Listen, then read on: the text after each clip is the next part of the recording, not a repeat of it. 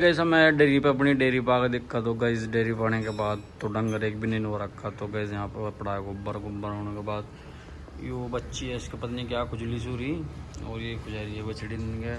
और गैस ही चल रहा है उधर से। गैस देखो वेल्डिंग हो रहा है, ये वो कर रहा है वेल्डिंग अपीजी देखो भाई।